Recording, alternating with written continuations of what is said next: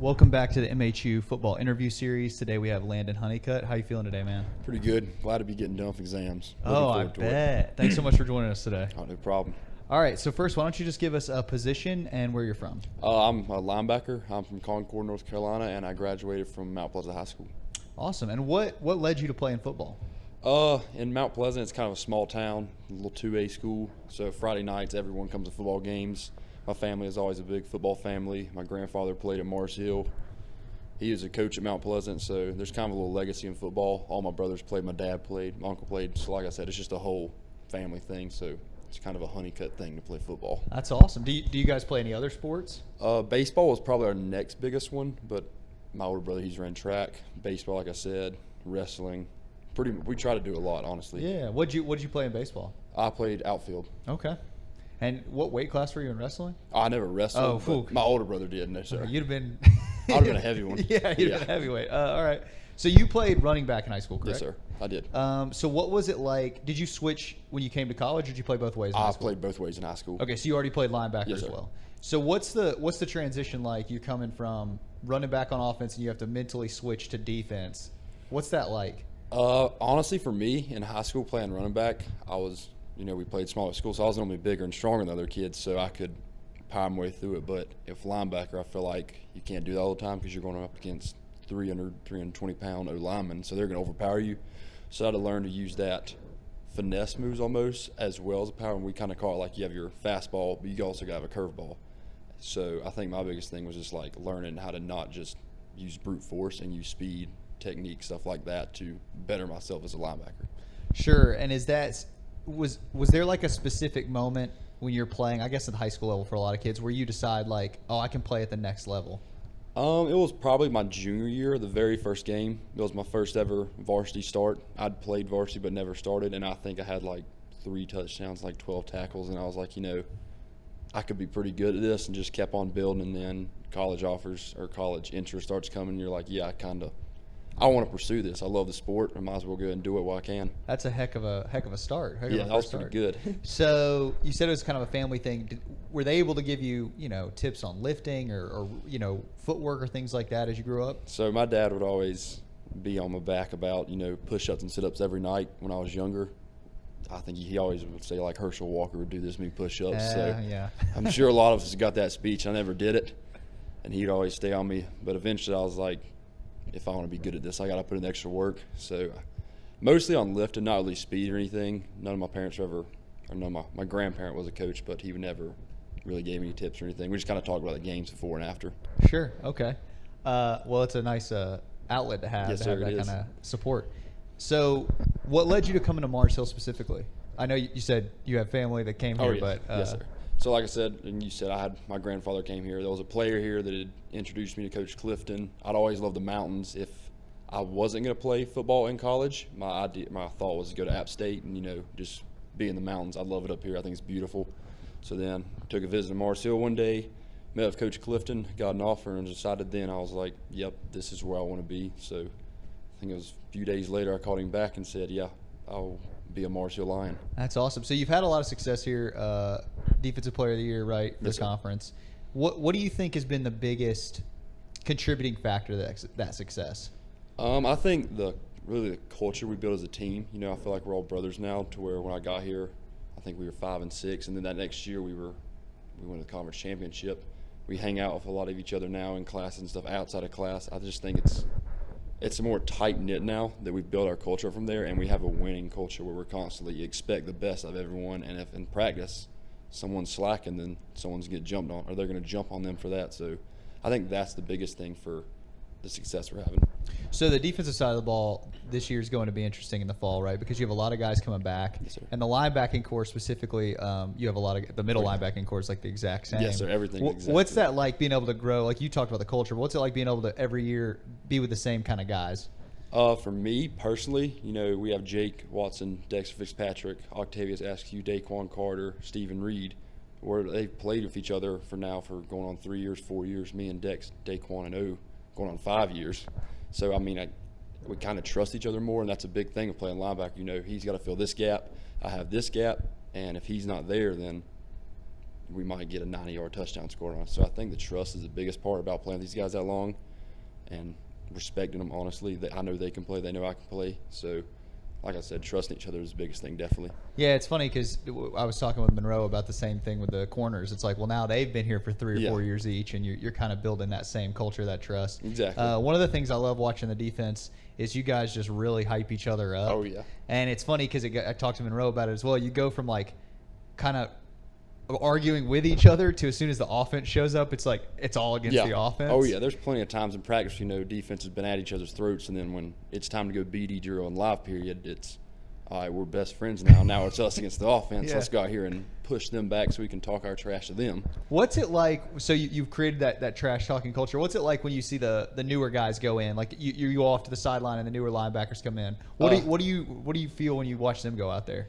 I mean, it's definitely interesting to watch because, I mean, even for me, coming as a freshman, coming from a high school where, you're kind of just out there playing ball, where here you actually have plays and blitzes. If they're in this formation, you check to this.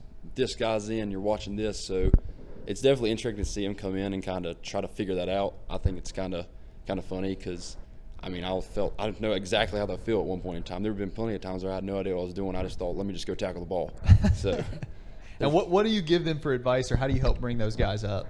Try to look at coverages and same as because if you try to look at every single coverage and break it down one thing at a time, your head's going to explode and you're not going to understand it. You're just going to get lost. And then obviously, if you don't know what you're doing, just play as fast as you can and go try to take someone's head off. That's the good thing about defense, right? That's a mentality you can have. That's right. And we had talked about this before on our former podcast, but you get to college. What's it like, the transition? Is there like what's the first oh crap moment you kind of had? The first one I kind of had was probably during fall camp. So a little story about it. We were putting in blitzes. We had put in a bunch of blitzes that day, and we were going over them out here on the field, and I didn't know any of them. Well, Coach Goodwin didn't like that too much, so he got on me a little bit. And then there was one time we were playing Limestone here.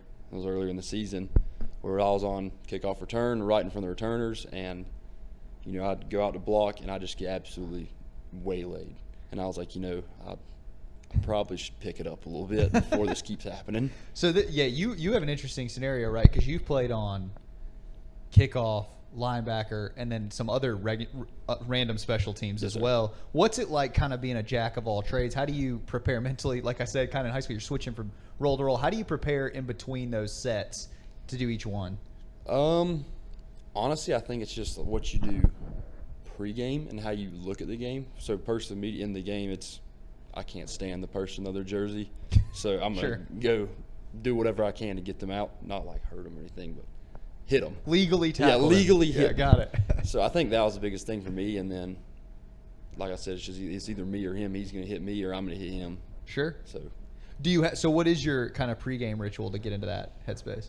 Normally the night before I try to drink at least like a gallon of water, and then that morning I'll wake up, eat some type of oatmeal or something, carbs, start listening to music, not really loud stuff yet, just some artist. And then on the way down here, headphones are on, focus on the game, thinking about what I'm going to do, looking at the playbook, watching any last-minute film while I'm also listening to music, kind of cranking it up a little bit. Or that we like to call it cranking it up. And then, me, some of the other linebackers will go out, we'll stretch, get our footwork in, catch some passes, just warm up. And about that time, we go back in, and that's when I'm trying to, just completely think about the game, nothing else. Everything else is gone. And I'm just sitting there, basically, like I said, listening to some loud music, getting fired up. Sure. Excited to go out there and do you have go-to songs that you try to? Well, I'll start out with Co Wetzel. He's my favorite artist right now. Okay. I like that dude. And then Sure. We can go to a little. Let's see who we go to. Forget the Nickelback. That's a good one too. That's a funny one. That's to a get. good Yeah. one. Okay. Listen to some of them before the game. Yeah. Sure. Why not? Okay. That's right. And do you have any other post-game rituals? So you're done with the game. Let's say it goes well. Is there anything that you do to a food or a drink or anything you go to have after the game? Normally me and my family will go somewhere in Mars Hill or Weaverville just to eat. So that's kind of cool to talk about the game. Yeah. If it's a win, it's obviously a good conversation after. If it's a loss, it's kind of Right. I don't really want to talk about it. But I mean, not really anything. I normally eat a lot after the game anyway. Sure. So really anything, I'll eat, drink anything. because I'm normally dehydrated too. Right. It's always funny having family members that played at the collegiate level too, because even if you have a good game, there's always like a, hey, but next time. Yeah, that's right. Next time you need to do this, I'm like, yes, I know. I'll get it done. You worry about watching the game. I'm tracking. All right. So what are your goals for this fall, both team and personal? For the team, obviously, I would say get back to playing or winning the division again like we did last year, getting back to that conference championship, and this year getting the win in there because we've been so close the last 2 years. And I think we can finally get over that hump. And then, obviously, undefeated defense-wise. I said it last year. I want to get 2 shutouts. We were close, I think like 4 games last year, and I think that just shows complete domination on the defensive side. If you can shut a team out for 60 minutes. Sure. And then personally for me, obviously, I want to go back and get all conference. I want to get defense player of the year again, and then all region, and then I want the All-American really bad. Yeah. Because I've been all region both 2 years now, and I cannot get the All-American, and this is my last year, so I really want it. Sure, yeah. Well, it's a good driving force because to get that, you have to play really well. You do, every single game. Yeah. Yes, sir. Absolutely. All right, so what's your major? Business administration. And what are some plans that you have for that, or do you have any set plans for that? So I'm actually focused in management, and I've been kind of doing some summer work in manufacturing. That's where I plan to work at, so I kind of want to get into a manufacturing company, just work my way up the ladder. Start making some money when I graduate. See how that goes. That's an awesome goal. Yes, sir. Yeah. All right. So before we let you go, I'm just gonna ask some kind of random questions, Go ahead. and we'll see what we get. All right. Go to dessert. There's a lot. Probably banana pudding. Banana I pudding. can put down some banana pudding With the vanilla wafers and everything. yeah. Oh, okay. Oh, yeah. Like classic Southern banana pudding. That's Got right. it. Funnest place to visit, or place you like to visit the most? Probably my grandma's house. Yeah. Yeah, there's always some interesting stuff over there. You get the talk of the town. Yeah. So you get filled in on everything that I've missed. Do you get That's good what I'm food thinking. there as well? Oh, yeah, every Okay. time. I assume. That's where if I need a meal, she'll have it ready. What's the specialty? Like my grandma made the best biscuits in the world. What's the? I hate to say it again, but banana pudding. She does pretty good at that. Well, that's probably why you like it. That's so exactly much. why I like it. Okay, that's But a good one. She normally always has a dessert there too, so that's my huge plus why I go there. Yeah, awesome. Yeah, my grandma always had caramel cake at hers. Oh, yeah. Country you would live in if not America? Feel like I'd say Germany. Okay. I've went over there for a mission trip before, and I think it was pretty neat. Obviously, I wouldn't know everything about it. It's kind of foreign. Yeah. But I honestly think it's similar to America. It's in Europe. I've always liked Europe. I've always wanted to go there and travel, so I think it'd be pretty neat to live there. Check that out. Where'd you go in Germany? We went to Munich. Oh, I think we cool. went to Berlin area, somewhere Sure, in there. yeah. So I can't remember exactly. It was like freshman year of high school, going into freshman year, so it's been a few years now. Okay. What are some places in Europe you wanted to visit? You said you'd always been intrigued. What's some of the top places? We had went to France, like Strasbourg, I think. Oh, But cool. Obviously, Paris would be pretty cool. We had went to Switzerland.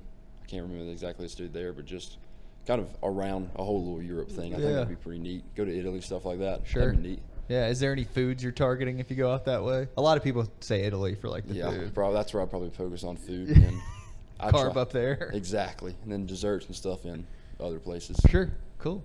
What are some of your hobbies outside of sports? Hunting and fishing are probably my favorite ones. Obviously, like to work out. That's fun. Lifting with guys here, outside of school, at home. Me and my family, we go to the beach every year, go deep sea fishing. We kind of hunt year-round whenever stuff's in season, so talk a little trash to my brothers about that if one of us do good and the other doesn't. So that's kind of neat. Do you have a Keeps it preference on what you prefer to hunt, whether it be like deer, turkey, normally, I'm at home over like duck season. Oh, okay. So probably duck would be the number one. Nice. Turkey season, I'm up here. Deer season, I'm home, but not really that Okay. fan of it. And then you said you go deep sea fishing. Do you prefer freshwater or saltwater fishing? I like saltwater fishing Yeah. better, just because I've always said everything eats everything in the ocean. That's true. So, and it's pretty fun when they're bigger. Yeah. So that's fun to do. And you said the lifting thing. You do Olympic lifting? Is that correct? I had up here at the school, yeah, and that really humbles you. Yeah. What is that like? The transition to, because like the way we go in and do squats or whatever, Oh, you yeah. have a specific way you probably do them. What's it like to go to like a standardized? In the meets, it's pretty neat, but then me being 235, 240 pounds, going in there and having a small or lower total than someone who's like 150 pounds, Yeah. I'm just like, yeah, this is humbling. It is pretty wild that because you don't think of lifting as as technique driven as it actually is. It's very technique driven. Because like squat, bench, you can just be brutally strong, but if you don't have the technique on snatches, clean and jerks, then it's out. Like football, we've always did clean, so the clean part I was fine at, but as soon as I got to go jerk it, 225 is really heavy, and it's hard to get. And this is kind of going back to football, but do you have anybody on the field, on the team, that you feel like, like, man, it's like I watch them lift and it's not that impressive, and then I get on the field and they just manhandle me? Because there's always those guys that are just way stronger than they lift, I'm trying to think if anyone comes. Or it could be yourself. You might be like, I'm actually way stronger than. I honestly couldn't tell you right now. I feel like everyone I expect to be good on the field because I feel like you always get that. You get caught lacking. Yeah, and then someone knocks on your butt and you're on the highlight reel. Sure. So, I mean, I think for me, I try to keep my head on a swivel with everyone so I don't end up in a highlight reel because it's not a good place to be. Yeah, it's not the favorite. Not at all. All right. Do you have any shout-outs before we let you go, man? Just friends, family, my girlfriend, obviously. People like that. Tell them what's up. Yeah. All right. Hey, we really appreciate you coming on today. Thank you for having me. Yeah, absolutely. Thank you. Thank you for watching this interview with the Marshall University football program. If you all enjoyed the content, make sure to like and subscribe for more.